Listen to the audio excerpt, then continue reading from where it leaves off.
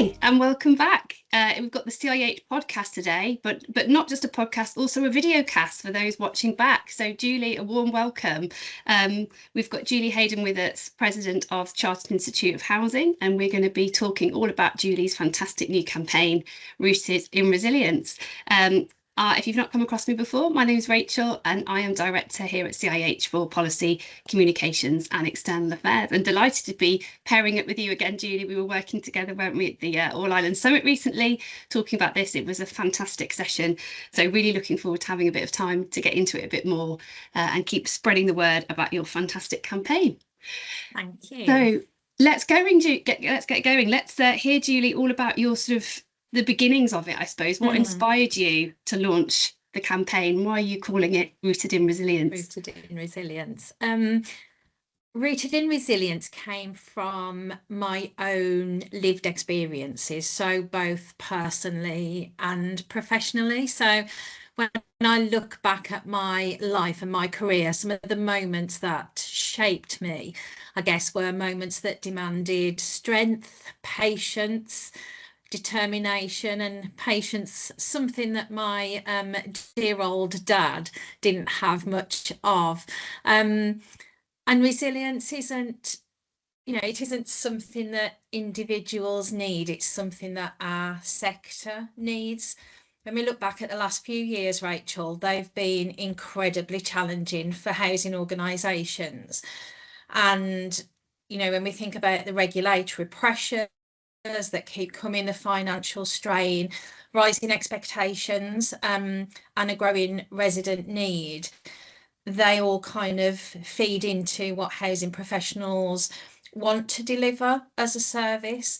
I think despite all of those challenges, what we see in housing is that housing professionals continue to show that incredible passion, a commitment, and I wanted my presidential campaign to celebrate that strength almost, but also to support it. So housing is kind of key to my whole life, and I wanted Rooted in Resilience to be about honouring where we come from, acknowledging the challenges that we face, and also building on those skills and support systems that help us to deliver for our communities. And it's those voices, I guess, that kind of shape the campaign from the beginning. That's brilliant, Julie, and it's always great to hear about the sort of the personal story behind why presidents run the campaigns that they do. And I know from talking to you that this is a campaign that very much builds on some of previous work by your former presidential colleagues, not least the Shine a Light campaign, which Aileen Evans ran. So how do you see it, this one, Rooted in Resilience, building on that platform?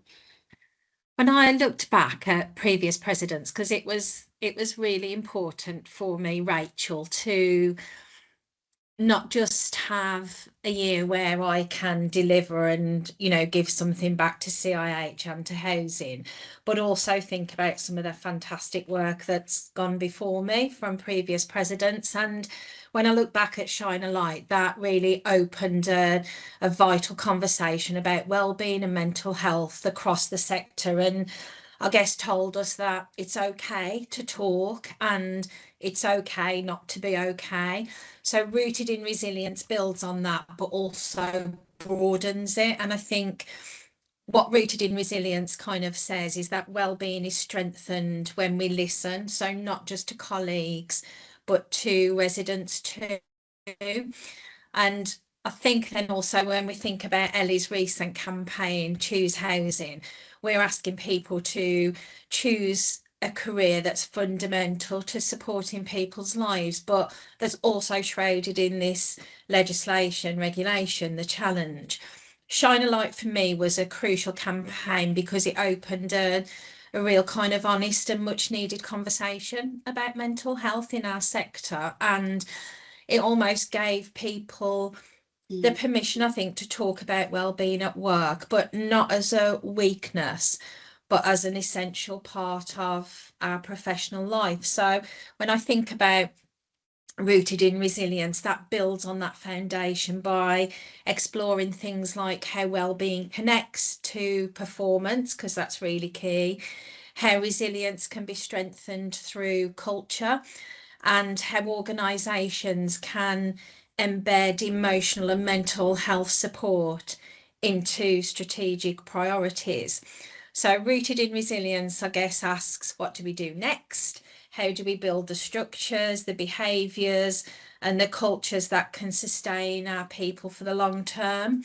And I think we see that also with our tenants and our customers. You know, tenants tell us quite openly and honestly what works for them and what doesn't. Their stories help staff to understand things like context, trauma, stress, and the pressure facing some of our families. And by learning from their experiences, we can create workplaces and services that are more empathetic, that are more effective, and more resilient. So this campaign really kind of stands on the Shine a Light foundation, but adds some of the essential components of co-production with colleagues and tenants.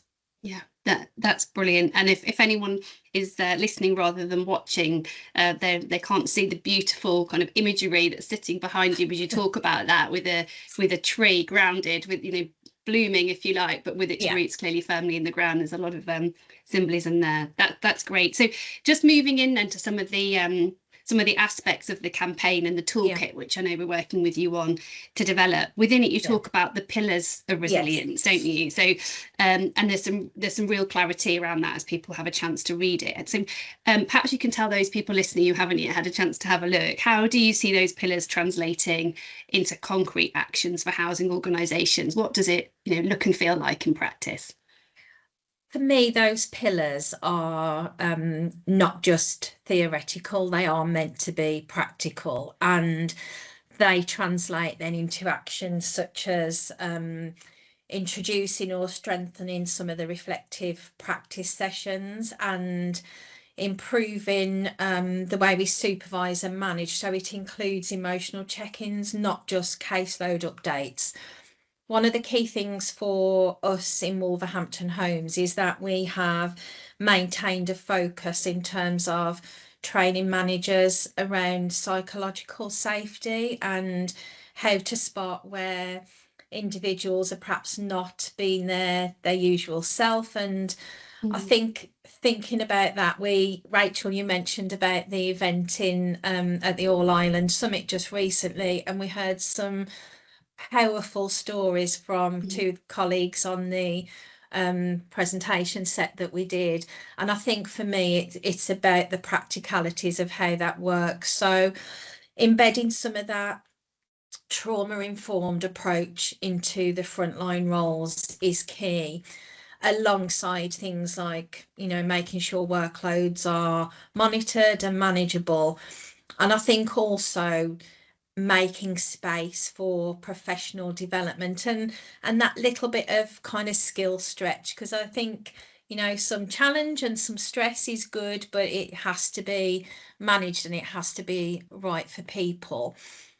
And there's an element, I think, of, you know, recognizing the importance and the added I want to say value, but it's probably not the right word, but that residents and tenants can provide for us as well. So it's not about just looking at resilience internally, but also thinking about how we partner with our tenants.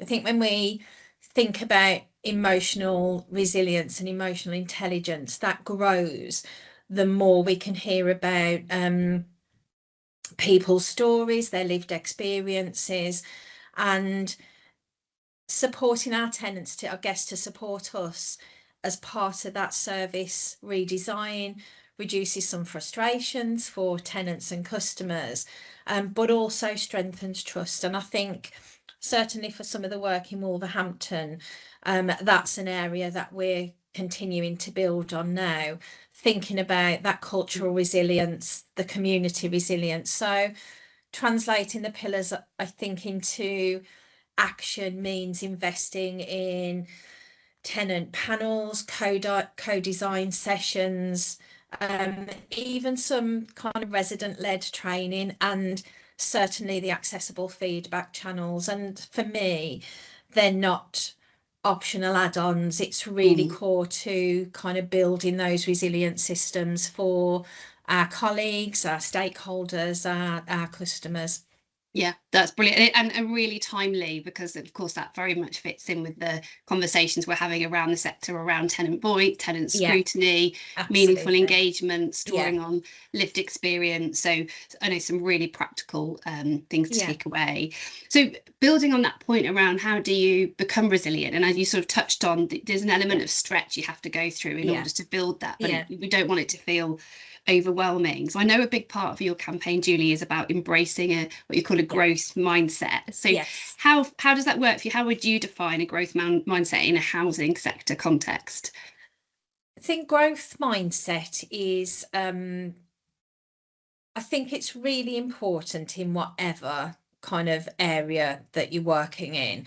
And for a growth mindset really to give us opportunities to change and develop, it is about knowing that kind of the learning never stops, and looking at either mistakes or challenges are opportunities for improvement. And it's not about blame culture or someone doing something wrong.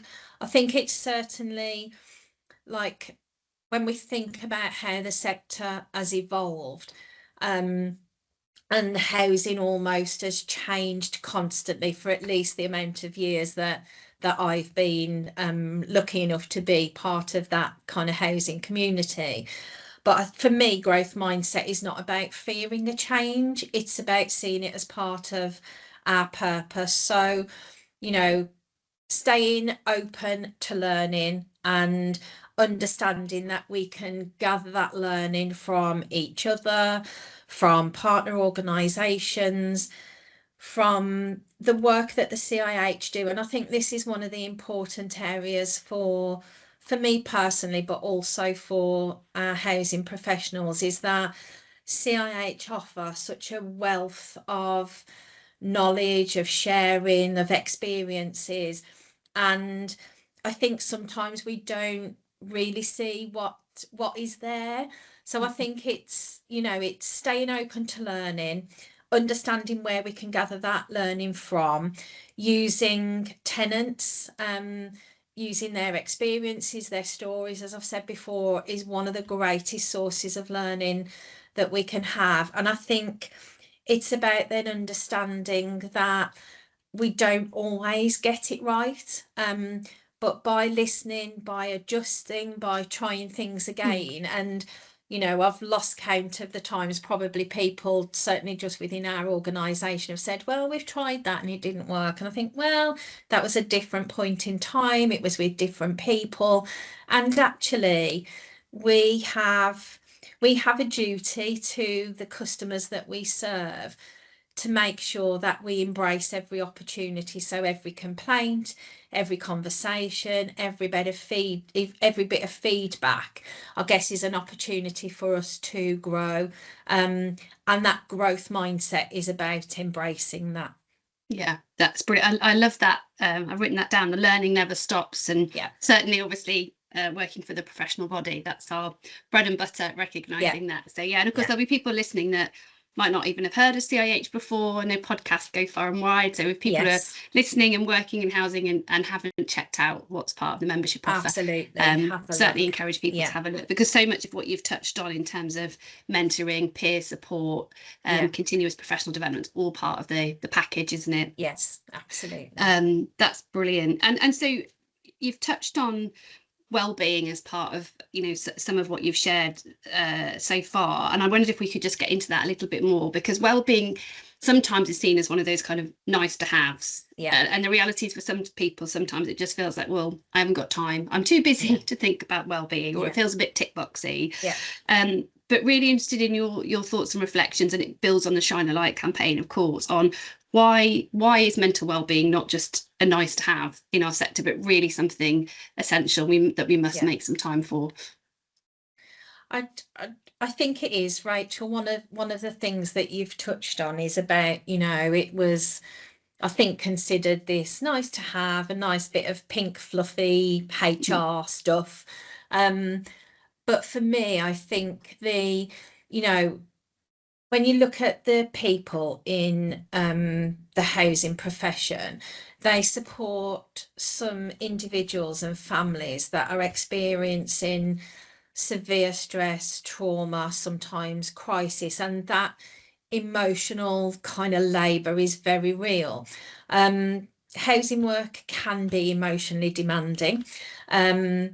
And if we don't protect the well-being of our workforce, then the workforce almost can't deliver Mm. and protect the well-being of residents. And it's quite simple, I think, when you kind of say it like that. But if we think about well-being as a strategic issue, then it does directly affect things like service quality, staff retention, how even we make decisions, and the kind of organizational culture that we come from. So I think, well-being isn't just a nice to have. Well-being is an absolute essential part of our makeup, not only at work but at home. And the more we can do to protect the well-being of the workforce, the better placed we are to, you know, deliver healthy services, I guess. If you think about that, when staff are feeling supported, they work better, they deliver better. And when residents then feel heard, they feel safer, and they have opportunities, I guess, to think about why things like reflective practice, debriefing, and mental health support isn't a luxury anymore. It's almost a safeguard. And I think sometimes looking at the risk, almost, if we put this into a kind of a executive strategic level, there is a risk involved in people not being at their best to be able to deliver those services. So I think if we look at it not so much as a pink and fluffy HR thing or L&D thing, but very much about a strategic requirement of an organisation, that for me then, takes it away from, I guess, something that we might like to have to something that is intrinsically involved in the way that the organisation operates and the way that our workforce then supports our resident population. So for me, well-being links both of those. But certainly, when we think about some of the incredibly difficult stories that our residents might share with us, some of the concerns that our staff might be going through personally as well. And whilst I know there used to be a bit of a saying, don't carry your personal life into work, I think the world is a very different place and has been quite different from my experience anyway since the impact of COVID. And people are living with a lot more challenge, I feel, than probably ever before. For my lifetime anyway. I know outside of that there's some horrific things that people have lived with. And I guess just kind of going back to where we started with it, my parents were much older when they had me. So my mum was 47 or 49, something like that. So my parents have lived through world wars and, very difficult times. And I think when I look back, that's probably where some of the resilience came from. But certainly, I think for my parents, it was very much the, stiff upper lip, just keep going, don't talk about it. And actually, I think that's had to change as well. And it is really important to talk. It's important to open up. It's important to know where to go to have those conversations. Yeah, absolutely. And I was really struck in the session that we were in at the All Ireland Summit, that word kindness that came through, where we had some brilliant people, didn't we, in Ireland, talking about their experiences of working in antisocial behaviour and having to have some very difficult conversations, and in some cases evict people who'd kind of come to the end of their road, so to speak, in terms of their their options, but the way in which they did that gave dignity to the person, that they Absolutely. felt supported, Yeah. and and just taking time to check in on each other, as you say, to not just talk about what have you got on in terms of caseload, but just how are you doing, recognizing that, particularly with many of us working from home now, increasingly, it's hard to leave home stuff behind, because it's literally sitting in the room with you. Environment is home, isn't it?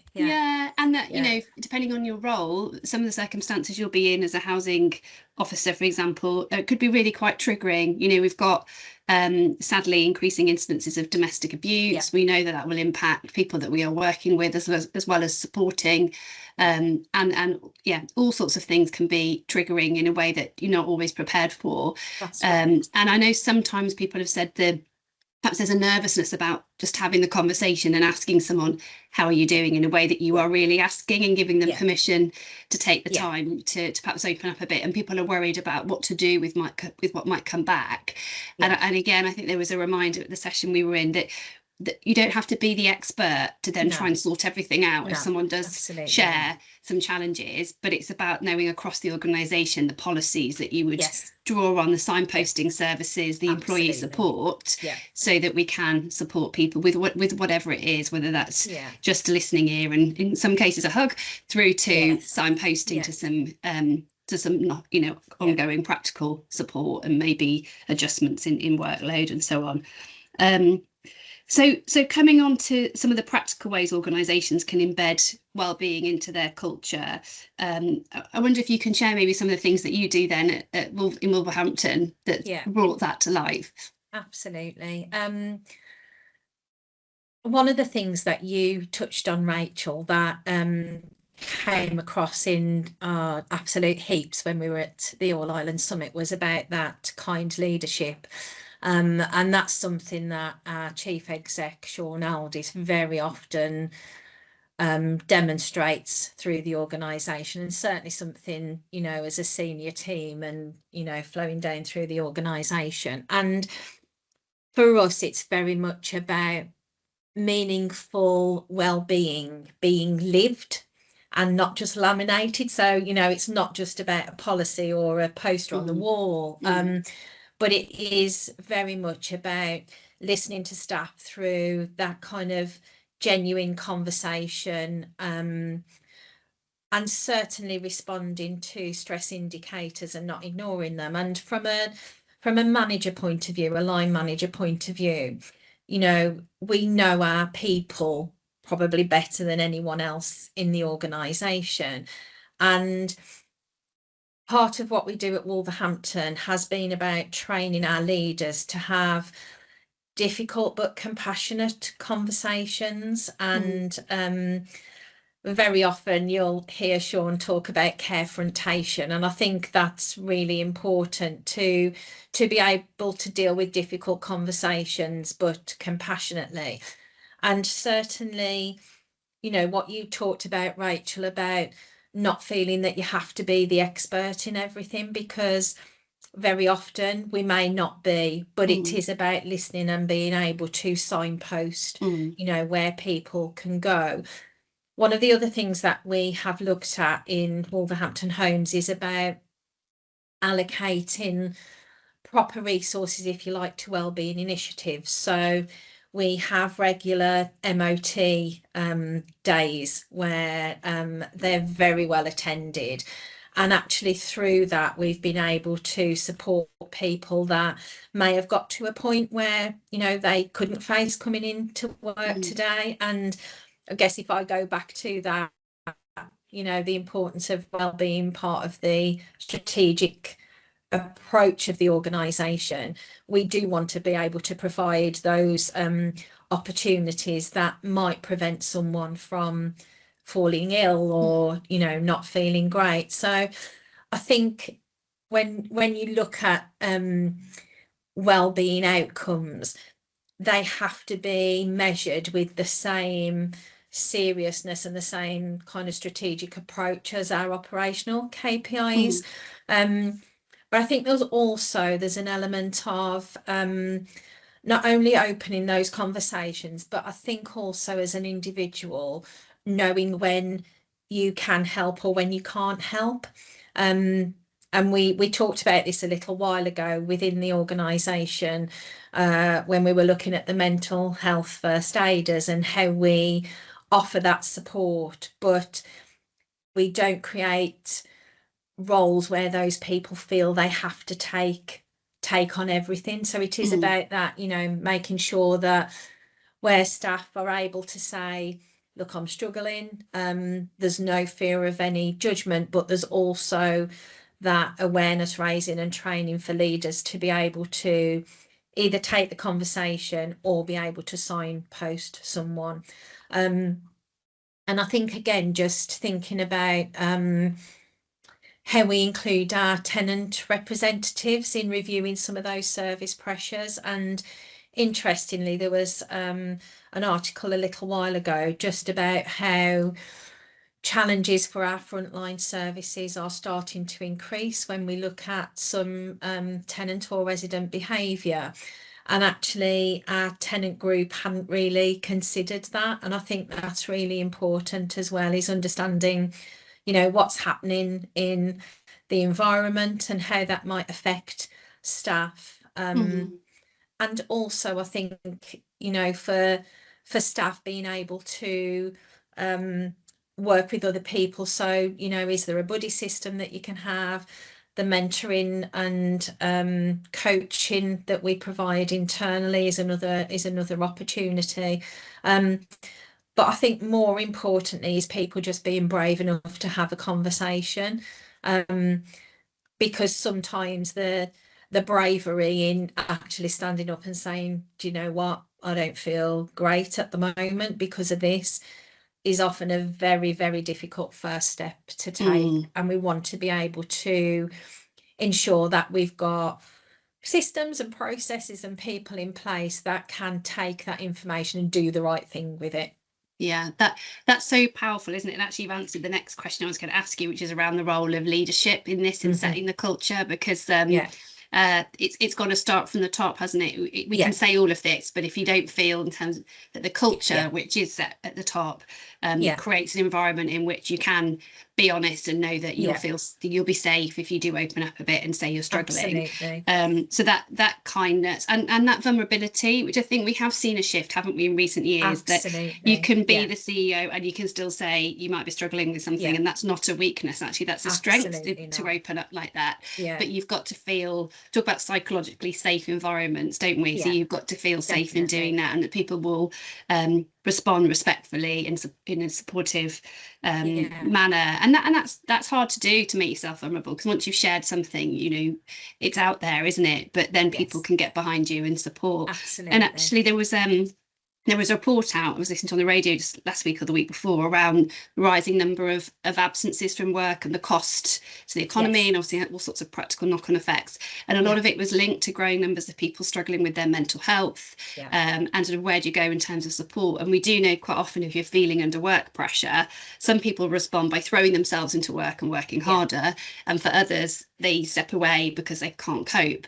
But if we're not having those conversations to check in and see that when it's coming, because people can mask it very well, can't they? But creating the space to say, and how are you? And giving someone the sense that people care about them beyond the job they turn up to do.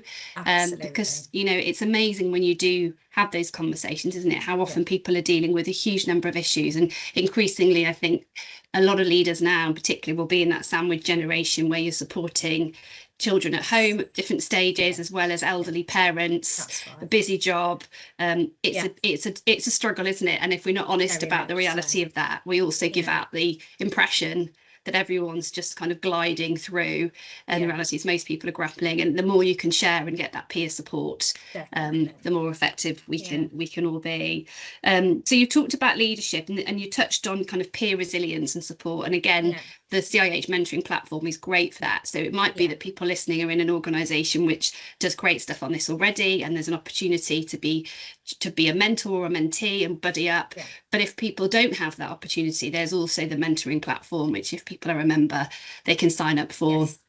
And equally, if you're at a stage in life where you think, I'd love to be a mentor to someone, and you haven't already Absolutely, we're thrown your hat always in, looking please out. listen to Yes, this yeah, and follow up on that, because there's loads. There's also, as you touched on, mental health champions, which I know increasingly organisations are creating space for, yeah, and just trying to create more opportunity, whether that's online or in person, for people to have those conversations yeah, and recognise we need to check in with each other. And that goes beyond a line managed conversation to just absolutely. recognising we've all got Yeah, responsibility, yeah, uh, to, yeah, just to check in on how we're each doing, and absolutely. give ourselves permission to be honest and say if we are struggling and need some support.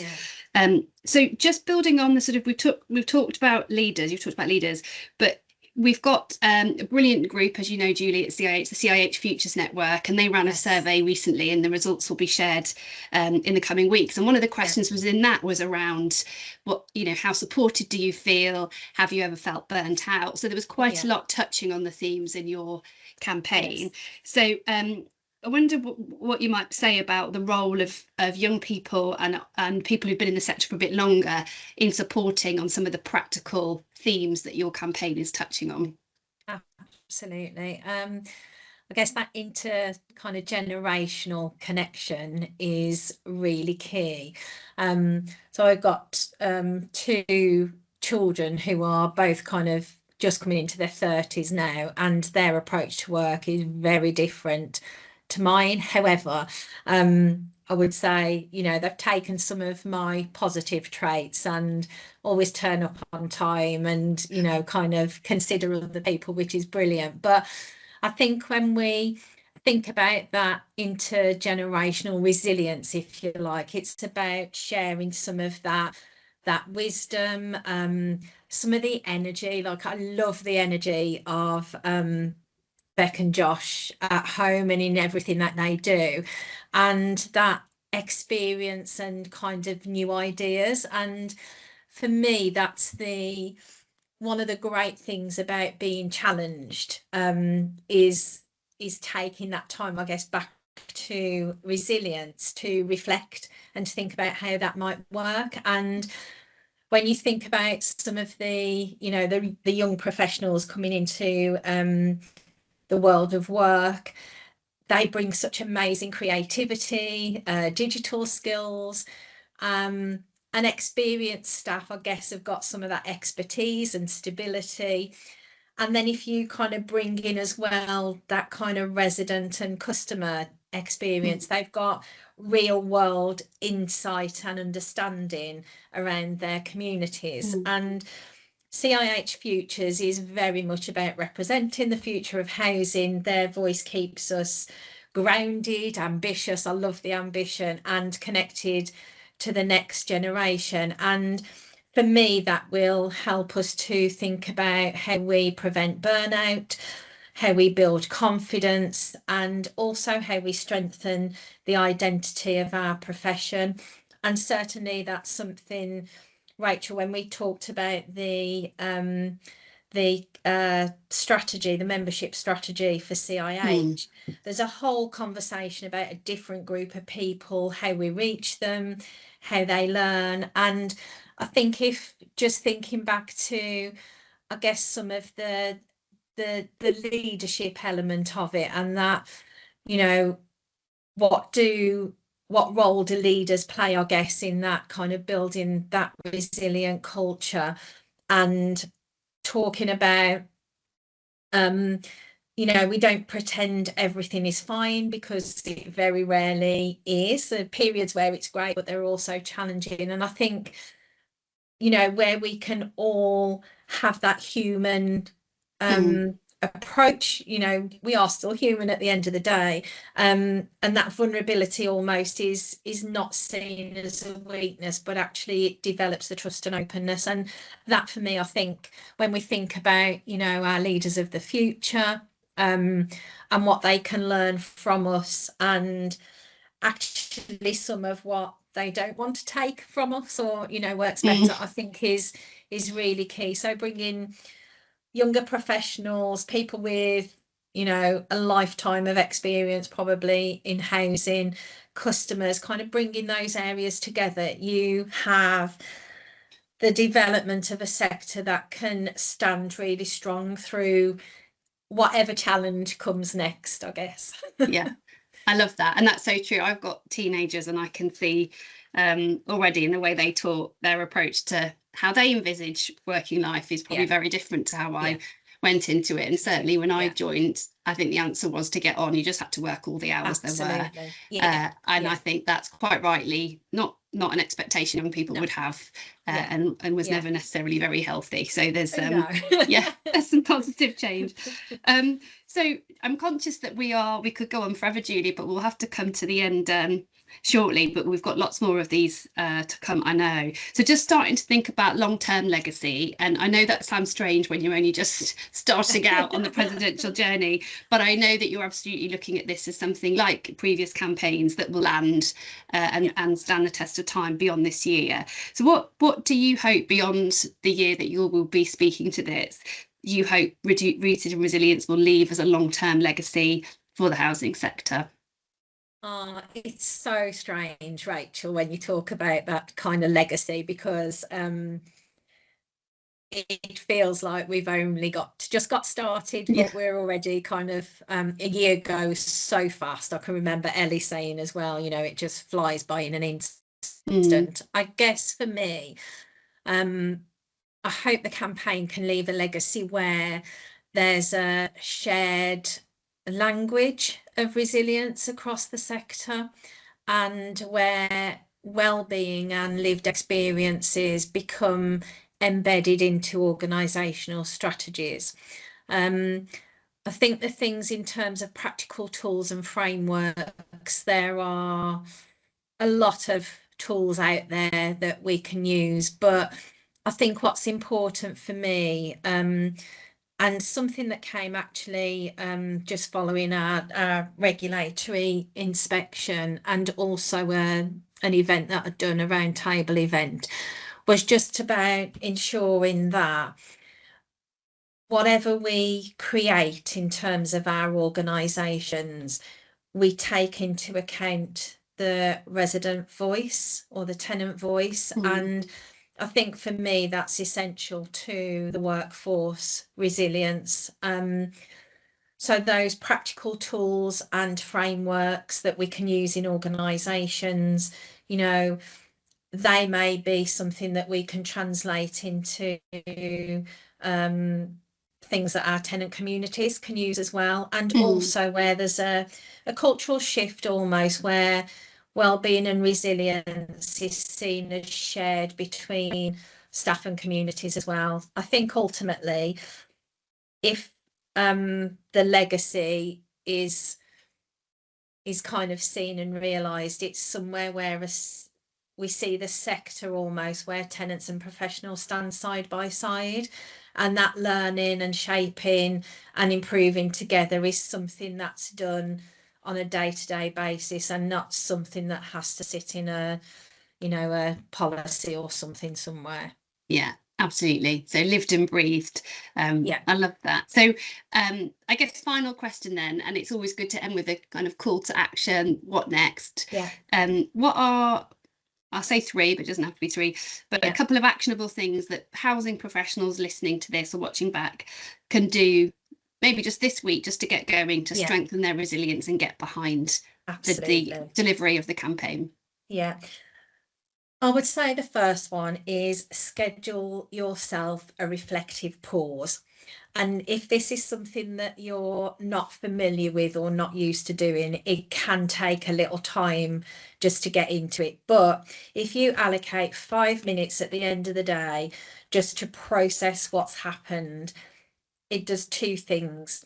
One is it resets the end of the day, and you can go back and look at things that maybe haven't gone so well that you could do differently or could be better.